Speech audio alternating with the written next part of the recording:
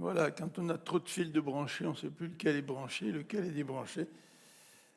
Ce matin, je voudrais continuer ce que j'avais commencé il y a 2-3 semaines en vous parlant du livre des rois, puisqu'on est en train de méditer ensemble le deuxième livre des rois dans les capsules. Et aujourd'hui, je voudrais vous parler d'un très grand roi. Un roi qui a été fidèle à Dieu, tout comme David, son père. Alors, on va couvrir 2-3 chapitres ce matin. Et on ne pourra pas tout lire, on va lire au fur et à mesure que nous avancerons dans cette méditation. Et le titre que j'ai donné, c'est le suivant, la confiance d'Ézéchias en l'Éternel. Alors, je ne comprends pas pourquoi tout arrive en même temps. Il doit y avoir un petit problème dans ma préparation du PowerPoint. La confiance d'Ézéchias en l'Éternel. Au chapitre 18, versets 1 à 8, nous lisons ceci. 2 Rois, chapitre 18, versets 1 à 8. La troisième année du règne d'Osée, fils d'Éla, roi d'Israël, Ézéchias, fils d'Ahaz, ou Ahaz, roi de Juda, devint roi. Il était âgé de 25 ans à son avènement et il régna 29 ans à Jérusalem. Sa mère s'appelait Abi. Elle était fille de Zacharie. Il fit ce que l'Éternel considère comme juste, en tout point, comme l'avait fait son ancêtre David. Il fit disparaître les hauts lieux, briser les stèles des idoles, couper le pieu sacré de la déesse Ashéra. Il fit aussi mettre en pièces le serpent de bronze que Moïse avait fabriqué. Car jusqu'à cette époque-là, les Israélites faisaient brûler des parfums pour lui et l'appelaient Néhushtan. Ézéchias mit sa confiance en l'Éternel, le Dieu d'Israël. Parmi tous les rois de Juda qui lui succédèrent ou qui l'avaient précédé, aucun ne l'égala. Il demeura attaché à l'Éternel sans se détourner de lui. Il obéit à tous les commandements que l'Éternel avait donnés à Moïse. Aussi, l'Éternel fut-il avec lui. Il réussit dans toutes ses entreprises. Il se révolta contre le roi d'Assyrie et cessa de lui être assujetti. Il battit les Philistins et les poursuivit jusqu'à Gaza, ravageant la ville et son territoire et s'emparant des villes fortifiées, aussi bien que des postes d'observation. Alors, ces quelques versets sont très élogieux pour Ézéchias. En fait, je pense qu'à part David, c'est le roi qui reçoit le plus grand éloge au sein de cette dynastie davidique qui régnait sur Juda. Alors, le verset premier de la section que nous venons de lire nous dit qu'il était le fils d'Ahaz ou Araz. Et ce roi, son père, a régné en suivant l'exemple des rois d'Israël. Et pour dire les choses franchement, l'exemple des rois d'Israël n'était pas le meilleur des exemples. Et en fait, ils ont été punis par l'Éternel qui amena en exil la population d'Israël du Nord, et Samarie est tombée devant les Assyriens. Donc, Ahaz, son père, n'était pas un bon exemple non plus pour Ézéchias. En fait, si nous lisons dans 2 Rois chapitre 16, verset 3, Ahaz a brûlé son fils en sacrifice. Vous voyez, la corruption, la méchanceté, l'idolâtrie est allée tellement loin que certains rois ont même offert de leurs enfants en sacrifice en les faisant passer par le feu. Mais Ahaz n'était pas simplement reconnu pour cela, mais quand il s'est rendu en Syrie, à Damas, pour aller voir le roi d'Assyrie, il a vu un bel autel à Damas. Alors il a fait une copie exacte de l'autel, il l'a dessiné, il a envoyé la copie à Jérusalem pour que le prêtre de Jérusalem puisse reproduire cet autel et l'installer dans le temple de l'Éternel. En fait, ce qu'a fait Ahaz, c'est qu'il a souillé le temple de l'Éternel en y introduisant toutes sortes d'idoles. Alors voilà le père d'Ézéchias. Et nous sommes un peu surpris de voir qu'Ézéchias, lui, est tellement fidèle à Dieu, alors qu'il a eu un père qui était si peu recommandable.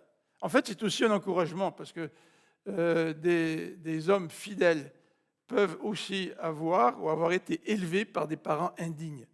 Mais le Seigneur peut appeler aussi ces enfants-là à le suivre et à le servir. Donc le texte que nous avons devant nous nous dit que c'était un roi exemplaire. Il a fait un grand ménage, le verset 4. Il fait disparaître les hauts lieux, briser les stèles des idoles, couper les lieux, le pieu sacré de la déesse Ashéra. Il fait mettre en pièces le serpent de bronze que Moïse avait construit et qui servait à adorer un autre Dieu. Donc il a fait un grand ménage. Non seulement il a fait un grand ménage, mais le texte nous dit au verset 5 et 6 qu'il a mis sa confiance en l'Éternel. Vous voyez, il insiste sur la foi qu'Ézéchias a eue. D'habitude, quand on rencontre des bons rois de Juda, le texte biblique nous dit qu'il a été fidèle à Dieu comme David, son père. Point. Et on passe à autre chose. Mais dans le cas d'Ézéchias, on insiste vraiment, on revient vraiment sur la fidélité du roi et le fait qu'il ait mis sa confiance en l'Éternel. Et pour cela, le texte nous dit qu'il a eu du succès dans toutes ses entreprises. En fait, il était soumis au roi d'Assyrie et il cessa de lui être assujetti. Il bâtit les Philistins. C'était aussi un gars qui a construit, qui était un bâtisseur dans son pays. Donc, il a eu beaucoup de succès dans ses entreprises. Alors, je voudrais, ce matin, vous parler un petit peu de 4 événements. 4 événements dans la vie d'Ézéchias qui, en rapport avec la confiance qu'il avait en l'Éternel. Mais ces 4 événements ne sont pas racontés dans le livre des rois de façon chronologique. En fait, les chapitres 18 et 19 nous présentent tout d'abord 2 acteurs, c'est-à-dire l'Éternel d'une part et les autres dieux d'autre part. Et il y a cette opposition entre l'Éternel et les autres dieux, et cette opposition se voit au travers de 2 événements. Le premier, c'est quand l'aide de camp du roi assyrien vient faire un discours lors du siège devant Jérusalem, un discours pour inciter la population à se rendre.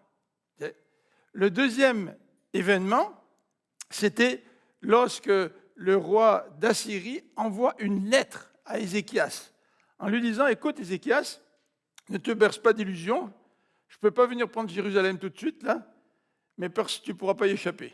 Personne ne peut échapper à ma main. » Et dans ces 2 cas, à la fois l'aide de camp et à la fois Sénachérib disent à la population de Jérusalem, les dieux des autres peuples n'ont pas pu les libérer de ma main, ton Dieu, l'Éternel, ne pourra pas te libérer de notre main. Donc ça, c'était les 2 événements sur lesquels nous allons revenir dans quelques instants. Mais il y a aussi 2 autres événements qui arrivent plus tard, c'est-à-dire un peu plus tard que les chapitres 18 et 19, c'est-à-dire au verset 20, la maladie et la guérison d'Ézéchias. 3e événement qui reflète la confiance d'Ézéchias en l'Éternel. Et le 4e événement arrive au chapitre 20, c'est la visite des envoyés de Babylone, des émissaires babyloniens. Alors ces 2 événements, la maladie et la guérison d'Ézéchias et l'envoyé des émissaires babyloniens, d'un point de vue chronologique, ça vient avant que Jérusalem ait été assiégée. Alors voyez-vous, l'auteur du livre des rois n'a pas la même conception que nous. Il préfère tout d'abord parler de ce contraste entre l'Éternel et les dieux étrangers, et ensuite revenir sur 2 événements qui probablement ont eu lieu avant le siège de Jérusalem. Alors quand on lit le livre des rois, on est un peu mélangé. On est mélangé à cause de cette façon d'écrire. C'est difficile pour nous de bien comprendre parce qu'il y a des intervenants, des rois de Babylone, des rois d'Assyrie, on ne sait plus trop qui fait quoi. Et c'est un petit peu ce que nous allons démêler aujourd'hui en regardant la confiance d'Ézéchias en l'Éternel. Alors, premier épisode, c'est celui de la maladie et la guérison d'Ézéchias qui nous est relaté au chapitre 20, versets 1 à 11. Alors, je vous invite à regarder au chapitre 20, versets 1 à 11. Ce passage nous décrit la gravité de la situation. À cette époque, verset 1er, Ézéchias tomba malade. Il était sur le point de mourir. Et le prophète Ésaïe, fils d'Amos, se rendit à son chevet et lui dit « Voici ce que l'Éternel déclare, prends tes dispositions, fais ton testament, fais tout ce que tu as à faire, car tu vas mourir, tu ne te rétabliras pas. » Alors, non seulement il est sur le point de mourir, mais l'Éternel confirme la situation. Oui, tu vas certainement mourir. Et face à cette situation, Ézéchias, qui met sa confiance à l'Éternel, il crie à l'Éternel. Regardez au verset 2. Alors Ézéchias tourna son visage du côté du mur et pria à l'Éternel en ces termes. De grâce éternelle, tiens compte de ce que je me suis conduit avec fidélité, d'un cœur sans partage, et que j'ai fait ce que tu considères comme bien. Alors Ézéchias, dans un élan de foi, se tourne vers l'Éternel. Et le texte que nous avons devant nous nous rapporte la réponse de l'Éternel au verset 4. Et la fin du verset 3 renchérit en disant « Et Ézéchias versa d'abondantes larmes. » Quand il a crié à l'Éternel, il pleurait devant l'Éternel. Verset 4. Ésaïe n'avait pas encore quitté la cour centrale, parce qu'Ésaïe était venu le voir pour confirmer qu'il allait mourir.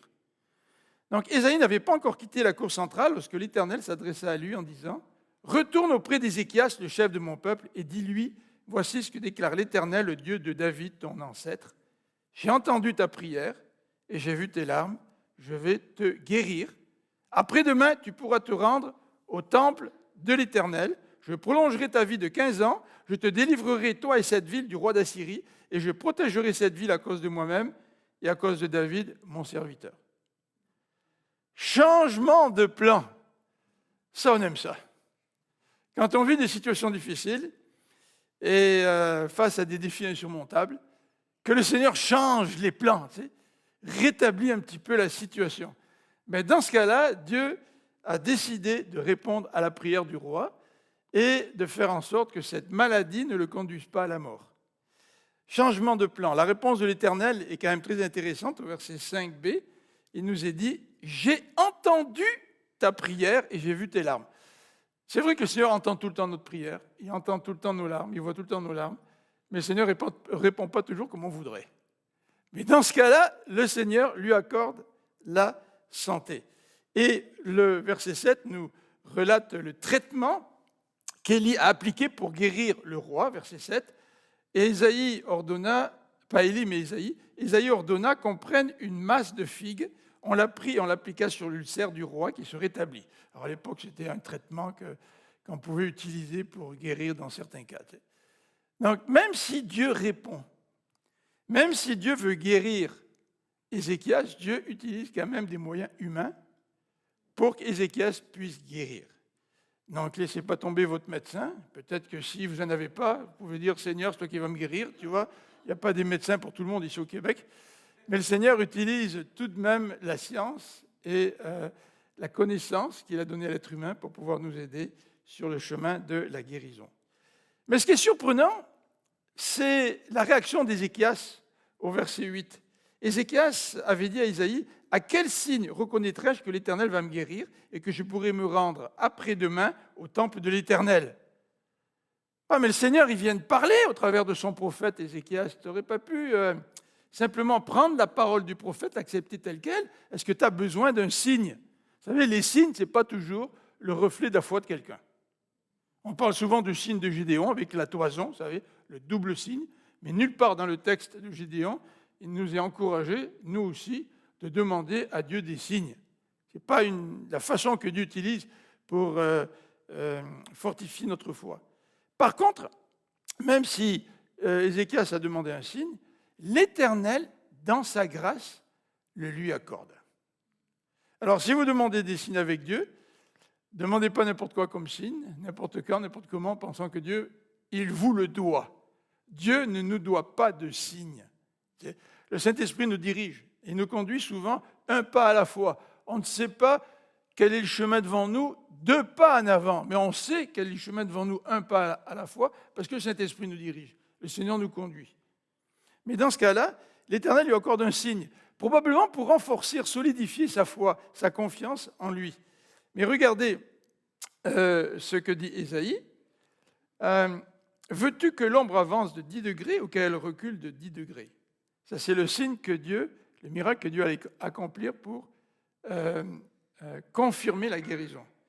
Ézéchias répond, Seigneur, si tu me donnes un signe, je dois choisir entre avancer de 10 degrés sur le cadran l'ombre ou la reculer. Je vais choisir la plus difficile, la reculer. Et le prophète a prié, et Dieu, dans sa grâce, a répondu. Alors voilà un événement probablement qui a dû fortifier la foi d'Ézéchias. Deuxième événement, c'est celui des émissaires babyloniens, toujours au chapitre 20, à partir du verset 12. À cette époque-là, le roi de Babylone envoie des émissaires parce qu'il avait appris qu'Ézéchias était malade. Alors nous, lorsque nous lisons naïvement le texte, gentil le roi de Babylone, il envoie des émissaires. Mais ce n'était pas tout à fait l'intention du roi de Babylone de prendre seulement des nouvelles de la santé d'Ézéchias. En fait, dans le contexte historique, nous voyons que Bérodak Baladan, le roi de Babylone, a été soumis au roi d'Assyrie pendant quelques années, à peu près 5 ans. Et quand le roi d'Assyrie, Sargon II, est disparu, et que Sennachérib a pris la suite, il y a eu une période d'instabilité, et le roi de Babylone en a profité pour redevenir indépendant. Et pendant à peu près 2 ans, il a pu retrouver une indépendance. Mais dans le contexte historique, il nous est dit que le nouveau roi d'Assyrie a tout fait de venir briser cette indépendance et assujettir de nouveau le roi de Babylone. Alors, entre-temps, Babylone s'est dit, il y a un changement de roi en Assyrie, c'est le temps de se révolter. Pas simplement Babylone, mais Ézéchias, probablement aidé par l'Égypte et d'autres pays, avait aussi choisi de se révolter contre la domination du roi d'Assyrie. Et c'est la raison pour laquelle, plus tard, le roi d'Assyrie est arrivé pour assiéger Jérusalem et reprendre le contrôle des pays qui étaient soumis à celui qui l'avait précédé. Alors, vous voyez, il y a tout en arrière-plan du livre des rois, toutes sortes d'événements qui nous empêchent parfois de bien comprendre le texte que nous avons devant nous. Et toujours est-il, ce roi de Babylone envoie des émissaires, probablement pour chercher des alliés contre la Syrie. Et l'histoire nous dit que oui, Ézéchias avait des problèmes avec les Assyriens, et il voulait donc profiter de ce changement de roi pour s'affranchir du joug des Assyriens. Mais le texte biblique nous relate la réaction d'Ézéchias au verset 13. Ézéchias se sentit flatté de la venue des envoyés. Il leur fit visiter tout le bâtiment où l'on conservait les objets précieux, l'argent et l'or, les aromates, les huiles parfumées. Il leur montra aussi son arsenal militaire, tout ce que contenaient ses trésors. Il n'y eut rien dans son palais, ni dans tout son royaume qu'Ézéchias ne leur fit voir. Il fut flatté. Si on lit dans 2 Chroniques, il nous est dit qu'il est question d'orgueil. Dans le texte parlé dans 2 Chroniques. Mais voilà que Ézéchias se sentait important, Ézéchias a fait preuve d'orgueil, mais Ésaïe va intervenir, le prophète va intervenir au verset 14. Le prophète se rendit auprès du roi Ézéchias et lui posa des questions. C'est intéressant parce que souvent, quand Dieu intervient dans notre vie, il nous pose des questions. Pas parce qu'il ne connaît pas les réponses, parce qu'il veut voir comment nous réagissons face à son intervention. Et là, Ézéchias, il est extrêmement honnête et transparent. Il lui dit, ces gens, ils sont venus de Babylone. Le prophète pose une autre question. Qu'est-ce qu'ils ont vu dans ton palais? Écoute, je leur ai rien caché. Je leur ai tout montré. Je leur ai rien caché, mes trésors. Tu sais, quand tu veux avoir des alliés, là, tu veux montrer à tes alliés que tu as de l'argent, tu es riche. Tu peux monter une armée, tu peux payer des soldats. Donc Babylone peut s'allier avec toi, là, tu sais, parce que tu lui montres toute sa richesse, tout ton pouvoir.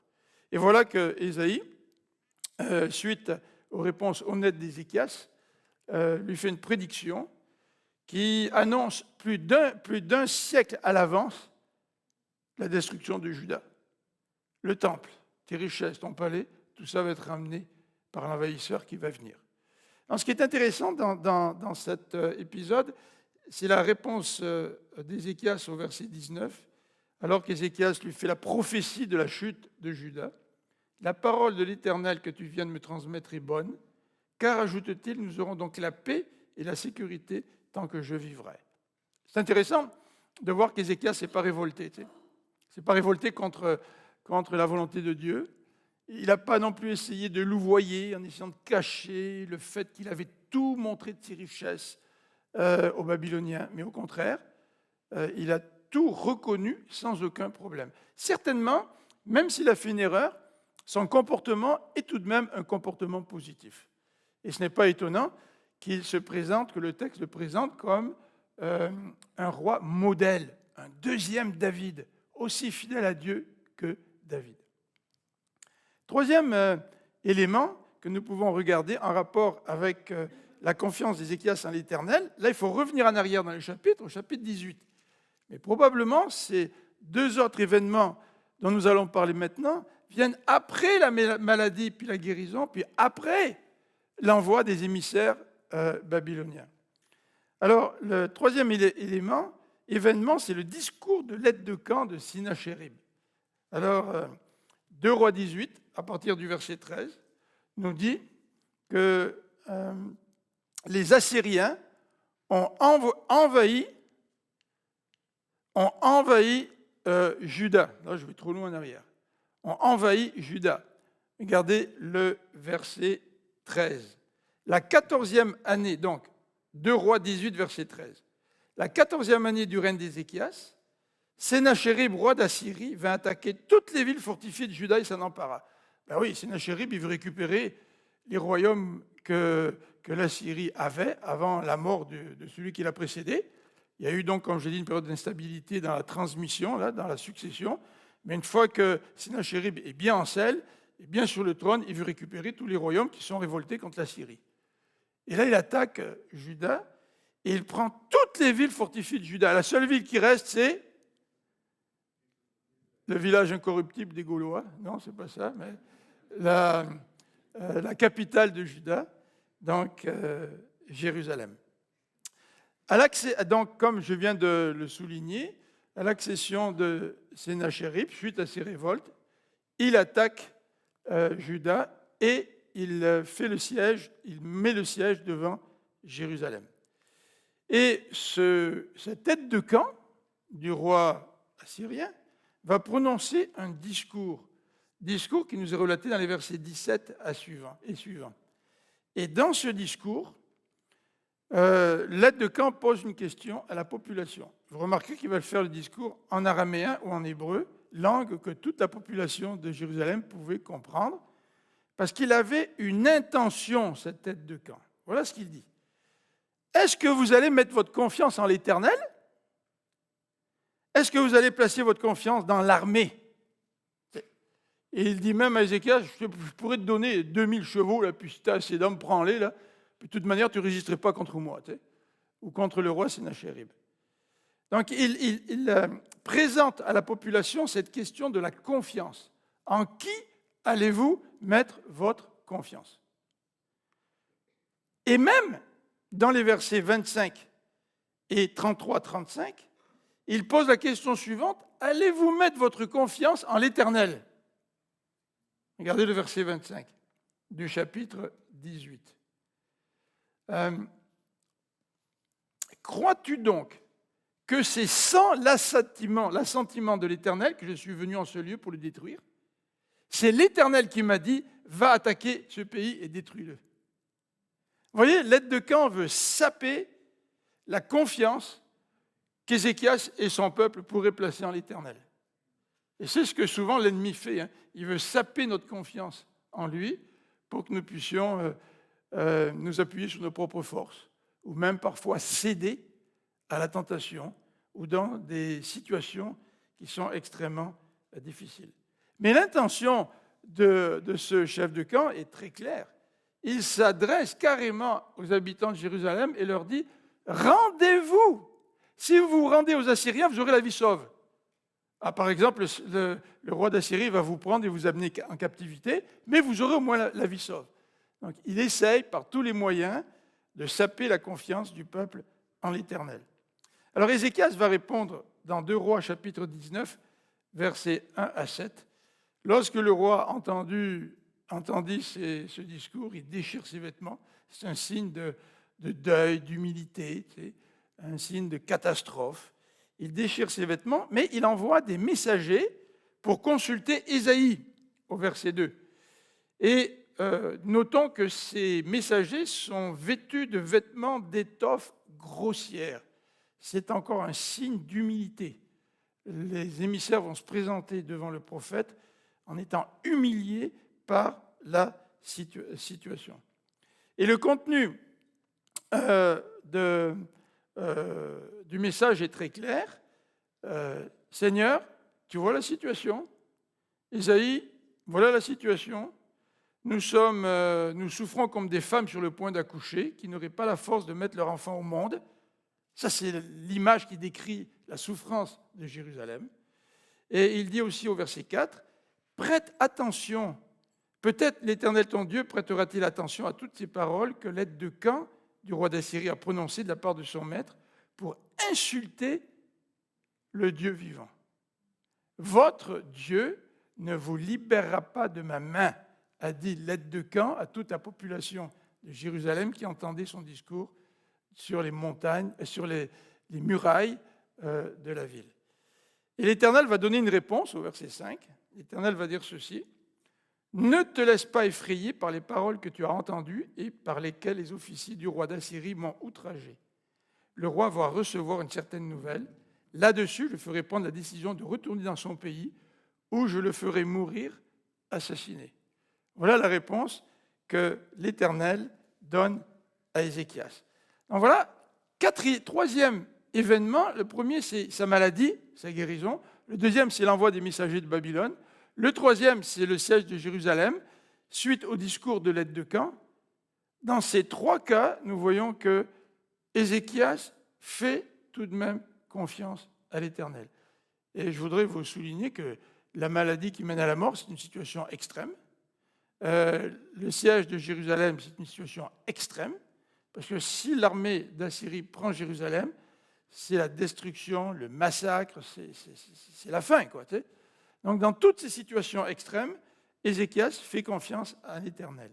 Dernière situation, elle nous est décrite au chapitre 19 à partir du verset 8, c'est le contexte de la lettre de Sennachérib. Alors, regardons un petit peu le contexte et le contenu de la lettre. Le verset 8 nous dit que l'aide de camp a dû partir pour aller rejoindre le roi de Syrie. Il est parti à Libna, là où le roi d'Assyrie était en train de faire le siège de cette ville-là. Donc, il s'en va, il quitte Jérusalem. Alors, Jérusalem pourrait se frotter les mains en disant, bon, on y a échappé, tu sais. Mais dans ce contexte, nous allons voir ce que le roi Sennachérib a décidé de faire. Mais auparavant, soulignons que le roi d'Assyrie faisait face aussi à l'attaque du roi d'Éthiopie. Vous savez, l'Éthiopie, c'est un peu plus loin que l'Égypte. Donc, vous voyez, la Syrie, elle est pas mal de l'autre côté du désert, dans l'Est. Mais les empires étaient tellement grands que les empires assyriens comprenaient les pays jusque la Syrie, jusque la Palestine, jusqu'à l'Égypte. Et ils avaient des conflits jusqu'avec les Éthiopiens. Donc, ces royaumes s'étendaient beaucoup, hein. Et ça bouleversait le monde entier de l'époque. Quand ces royaumes commençaient à grandir, à se développer, à incorporer toutes sortes de pays dans leur domination, c'était effrayant ce qui pouvait arriver. Donc, dans ce contexte, Jérusalem pouvait dire, l'aide de camp est parti, le roi d'Assyrie a d'autres chats à fouetter, le roi d'Éthiopie, mais le roi Sennachérib, le roi d'Assyrie, envoie une lettre à Ézéchias en lui disant au verset 10, « Vous direz à Ézéchias, roi de Juda, ne te laisse pas tromper par ton Dieu, c'est direct, hein, en qui tu te confies, s'il te dit que Jérusalem ne tombera pas aux mains du roi d'Assyrie. Tu as toi-même appris comment les rois d'Assyrie ont traité tous les pays, comment ils les ont voués à la destruction complète. Crois-tu que toi seul tu y échapperais ? Mes ancêtres ont détruit les villes de Gozan, Haran, Retsef. Ils ont exterminé les descendants d'Éden qui vivaient à Tel-Assar. Les dieux de ces pays ont-ils délivré ces gens ? Sous-entendu, non. Que sont devenus le roi de Hamath, d'Arpad, de Laïr, de Sepharvaïm, de Héna et d'Iva ? Ésaïe reçoit cette lettre. La menace est certaine. Qu'est-ce qui ferait que Ézéchias serait libéré de la main des Assyriens, alors que tous les autres pays sont tombés devant la puissance assyrienne? Alors Ézéchias réagit en prenant la lettre du roi. Ça, c'est très intéressant comme acte. Et il vient la porter dans le temple de l'Éternel. C'est-à-dire qu'il vient présenter en présence de l'Éternel le défi qui est devant lui. Lorsque nous avons des défis, lorsque nous sommes dans des situations d'extrémité, que faisons-nous? Est-ce que nous apportons tout cela au pied de l'Éternel? Quand il était malade à mourir, c'est ce qu'il a fait. Ok, il a fait peut-être un faux pas avec les émissaires babyloniens. Par contre, lorsque l'aide de camp a prononcé son discours, il est allé consulter Isaïe. Là, Sennachérib lui envoie une lettre en le menaçant et en insultant Dieu. Qu'est-ce qu'il fait? Il prend la lettre, il vient en présence de l'Éternel dans le temple pour reconnaître que Dieu, que l'Éternel est unique. Verset 15, il prie. Éternel, Dieu d'Israël qui a son trône au-dessus des chérubins, c'est toi qui es le seul Dieu. Pour tous les royaumes de la terre, c'est toi qui as créé le ciel et la terre. Il reconnaît qui est l'Éternel. Ensuite, il implore l'Éternel, l'Éternel qui écoute et qui regarde. Regardez le verset 16. Éternel, prête l'oreille et écoute. Éternel, ouvre les yeux et regarde. Entends les paroles que Sennachérib a envoyé dire pour insulter le Dieu vivant. Il implore Dieu d'intervenir. Est-ce qu'il doute que Dieu voit? Est-ce qu'il doute que Dieu entend? Non, absolument pas. Mais parce que Dieu voit, parce que Dieu entend, il implore l'Éternel pour que l'Éternel puisse intervenir. Et le Seigneur nous voit, le Seigneur nous entend, il connaît ce que nous vivons. Et même si nous venons à lui, et lui disons, écoute Seigneur, regarde ma situation. Seigneur, vois ce que je vis dans ma vie. Le Seigneur le voit, le Seigneur nous écoute, et le Seigneur veut répondre à nos prières. Et au verset 19, eh bien, il crie à Dieu pour que l'Éternel puisse les sauver. Notre Dieu, sauve-nous maintenant de Sennachérib pour que tous les royaumes de la terre sachent que toi seul, Éternel, tu es Dieu.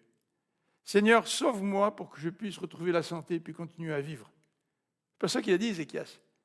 Il a dit, sauve-nous pour que le monde entier, la terre entière puisse reconnaître que tu es l'Éternel. La réponse de l'Éternel est venue rapidement. Dans les versets 20 et suivants, Ésaïe prononce la réponse de l'Éternel. Et dans cette réponse, dans ces quelques versets, Ésaïe met l'accent sur l'orgueil de Sennachérib, sur ses accomplissements et ses insultes.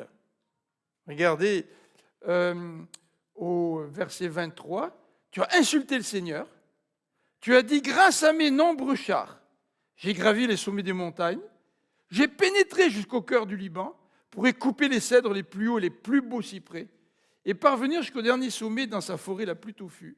J'ai fait creuser des puits, j'ai bu l'eau des puits étrangers, les puits des nations qu'il a soumises, n'est-ce pas? J'ai asséché sous les pas de mes troupes tout le delta du Nil. » C'est fort comme parole, mais ça souligne la puissance que le roi d'Assyrie avait, n'est-ce pas? Il est allé jusqu'en Égypte. Et Ésaïe, dans la réponse de l'Éternel, va souligner que l'Éternel est souverain et l'Éternel est omniscient. Regardez verset 25. « Ne sais-tu pas, Dieu parle à Sennachérib, ne sais-tu pas que moi, j'ai décidé depuis longtemps tous ces événements et que depuis les temps anciens, j'en ai formé le plan. À présent, j'accomplis ce que j'ai résolu et ainsi je t'ai amené à réduire en monceau de ruines des villes fortifiées. » Le Seigneur avait permis à Sennachérib d'être le conquérant qu'il a été. Et Sennachérib ne devrait pas en tirer tout l'orgueil. Le verset 27 nous dit aussi, « Moi, Dieu, je sais quand tu t'assieds, quand tu sors, quand tu rentres, quand tu t'emportes contre moi. » L'Éternel connaît même ce que fait le roi Sennachérib, même quand il insulte l'Éternel. Et dans les versets 29 à 34, le prophète va annoncer la libération de Jérusalem, qui nous est décrite dans les versets 35 à 37. L'Éternel a fait périr 185 000 hommes du camp des Assyriens pour éviter que les Assyriens puissent prendre Jérusalem. 4 événements qui démontrent la foi d'Ézéchias. la maladie, il était sur le point de mourir. Le deuxième élément, disons qu'il n'a pas pris la meilleure décision, mais quand le prophète lui a parlé, il a été soumis à ce que Dieu disait. Troisième élément, lorsque l'aide du camp du roi d'Assyrie fait son discours qui discrédite l'Éternel, il garde confiance, il consulte le prophète. Et quatrième événement, c'est lorsque Sennachérib envoie cette lettre de menace. Comment on aurait réagi, nous, dans cette situation-là? On aurait peut-être dit au prophète, écoute, tu vois, les Babyloniens m'ont envoyé des émissaires, mais j'ai bien fait de les accueillir, tu sais, parce qu'il faut que je trouve une solution. Tu sais. Après tout, là, notre ennemi commun, le roi de la Syrie, va falloir le combattre. Donc tu vois, Seigneur, moi j'ai des plans, j'ai des politiques, il faut prendre des décisions tout de même, Seigneur. Tu sais, j'ai bien confiance en toi, mais il faut bien aussi que j'agisse par moi-même. Tu sais. Non, il n'a pas du tout argumenté. Qu'est-ce qu'on fait, nous, quand on se retrouve dans une situation difficile? Qu'est-ce qu'on fait lorsque le Seigneur pointe vers nous son doigt, nous disant tu n'as peut-être pas agi comme il faudrait? Qu'est-ce qu'on fait quand on est pris dans des situations où il n'y a aucune porte de sortie? Qu'est-ce que nous faisons? Une ville assiégée n'a pas de porte de sortie. Qu'est-ce que nous faisons? Prions ensemble.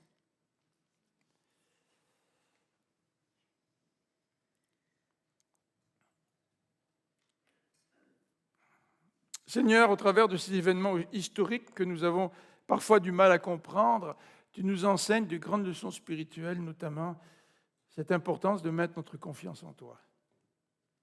Malgré les railleries, malgré l'ennemi qui essaie de nous décourager,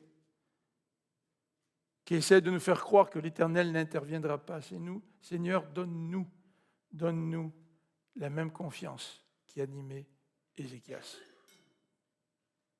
Permets-nous, Seigneur, de nous tourner vers toi, de crier à toi, de pleurer devant toi et te demander d'intervenir dans notre vie.